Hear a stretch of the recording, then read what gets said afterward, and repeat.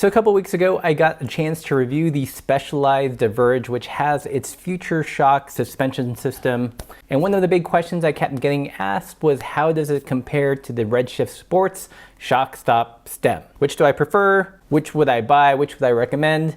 Find out in this video. Welcome back, Pathless Peddlers, and if you're new to the channel, if you love to ride bikes but don't race and enjoy the supple life, then consider subscribing. You have found your people. So first off, I am kind of sweating here because it's really hot in Missoula. I had to shut the door because they're doing construction outside. So if you hear some hammering, that's what that is. And once again, all these videos are independent. I'm not getting paid either by Specialized or Redshift Sports for the things I'm about to say. These videos, these honest reviews that don't rely on ad dollars, is made possible by you guys. So if you appreciate them, consider supporting the channel. So let's jump right in. I've had the chance to ride both the Specialized Diverge with its suspension headset and the Redshift Sports Shock Stop Stem. Before I tell you my final conclusion, I'm going to go through kind of the pros and cons of each, things to consider, which will hopefully help you in your decision-making process.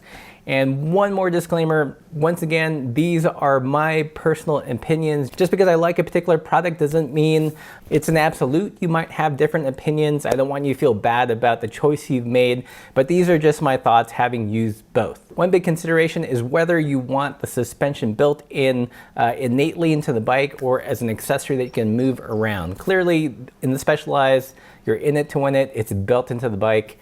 Very similar to Trek and their Domane and their ISO decoupler stuff. So this is good and bad. Good insofar as it's integrated into the bike. The bike is designed to have that kind of compliance that that accessory is providing. But the bad, of course, is that it's expensive. You are committing to a new bike, to a new system. And there are questions about future compatibility down the line. Is Trek or Specialized, are they gonna get tired of, the Future Shock, the ISO decoupler, and kill it down the road? Then you're kind of left with just this bike that's no longer supported. So that is a huge consideration, especially if you're on a budget. Contrast that to something like the Redshift Sports Shock Stop Stem, and it's basically an accessory that you can move from bike to bike. So as you upgrade your bikes, you can still have that suspension built in if you want to add it. And also, if you find that you don't like it, you can take it off, so it's not like a huge $2,000, $3,000 commitment. So I feel like if you're on a budget or are unsure, something like the Redshift Sports Stem is a better choice. So let's talk about how these two suspension systems feel. For me, the Redshift Sports Stem felt a little bit more organic. That's the best way I can describe it. It is this solid mass, this piece of rubber elastomer that gets compressed and springs back. For me, that felt a little bit more natural as opposed to the Future Shock, which is a spring mechanism, and that felt a little bit more mechanical. I know that these are kind of vague ways to describe it, but I'm trying my best. I think of the two, the Future Shock was definitely the most active for me. I was constantly reminded there was suspension there. Like I said in my review video, it felt like a Molten. Even on a flat road, the pedaling motion would kind of induce a sort of like slow bob up and down. Contrast that to the Redshift Stem. I felt that the stock elastomers in there were a lot firmer than what was on the stock metal level spring in the Specialized.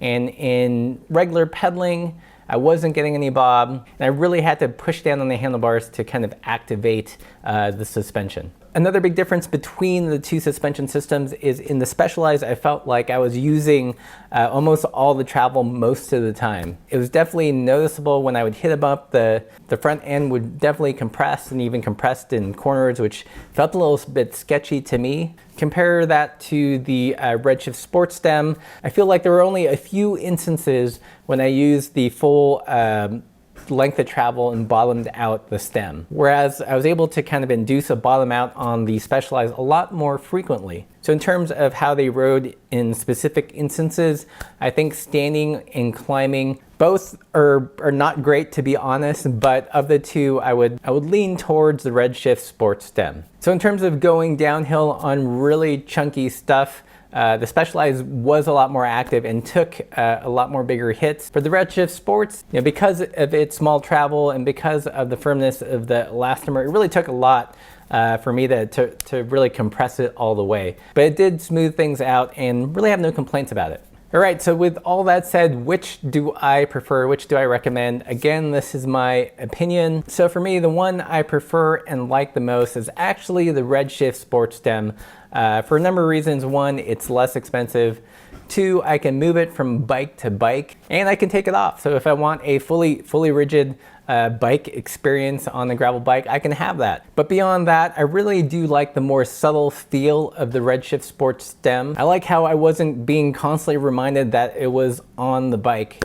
And it only really came into play when the terrain got really rough. Personally, I think a tire should act as your main form of suspension, and it's nice to have other things on the bike to kind of aid in that, but the tire should be the primary source of that supple ride. So a lot of you are going to be upset that I'm not going for the Specialized, and granted, I did only use the medium firmness spring.